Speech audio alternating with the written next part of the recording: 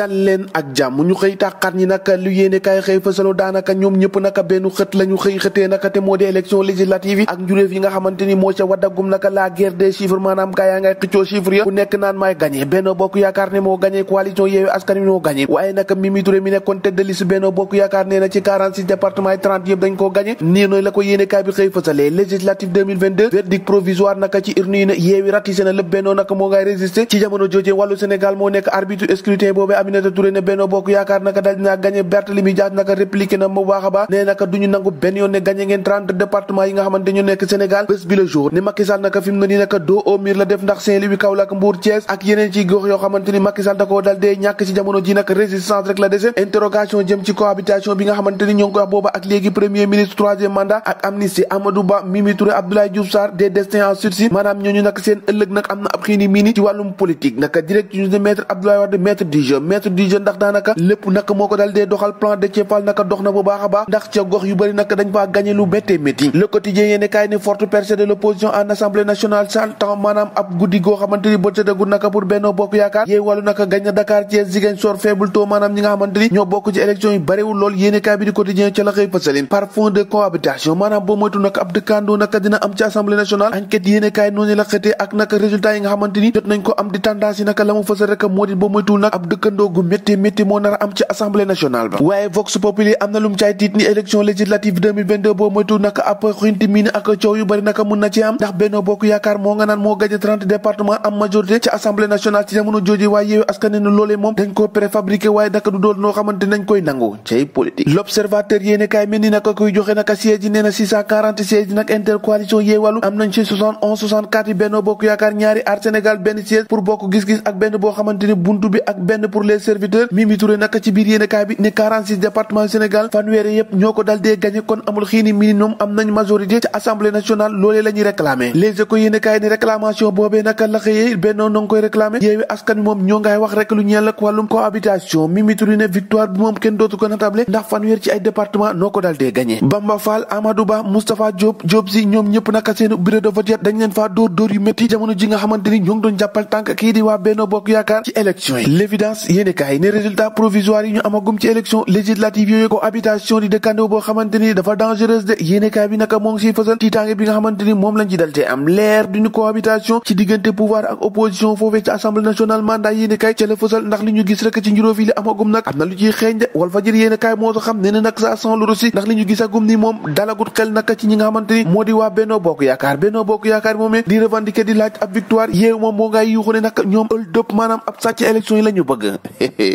dina métti de critique yéene kaay nataalu Macky Sall naka mu sengeem lool loxo ba daal gémmiñ moom la xëy fësal nag ndax nag yéene kaay bi ne ndax nag nekku ne daay waaj a jeex lu mu ci doon lu ne nag li ñu gis démb tiital ni ñu bëri rawatina ñi nga xamante ni ci ñoo nekk ci Benno Bokk Yaakaar L'As quotidien ak lii quotidien ñoom ñëpp naka dañoo xëy naka di fësal li nga xamante ni moo di jël bi nga xamante ni mooy xeeñ naka ci Benno Bokk Yaakaar ci jamono joojee moom Le Soleil yéene kaay ne naka Benno ak Yewwi naka ñoom génn nañu ci mbir mi ndax daanaka booy xool naka ñoo dal dee rafale lépp élection législative yooyu ak njuróof yi nga xamante ni moo ci dal dee tukki naka ak yéene kaay yu bëri naka ca la ñuy dal dee xëy naka la ñu xam le rek moo di boo moytuwul naka cohabitation maanaam dëkkandoo diggante ku jógee ak nguur gi naka dina am ci assemblée nationale yéene kaay naka xëy ke soo fasal naka waaye naka ñi nga xamante ni ñoo di waa Benno Bokk Yaakaar ñoom naka nangooguñu de ndax jàpp nañ ne naka 30 département yi ñoo ko dal dee gagné ci jamono jooje moom gagné na trophée bu njëkk naka foofee naka ca Allemagne jàpp leen moo di Sadio Mané ak clubam boobee di Bayern de Munich premier match premier but premier titre pour Sadio Mané ñoo ko déggandoo jàngeen jëf ba ëllëg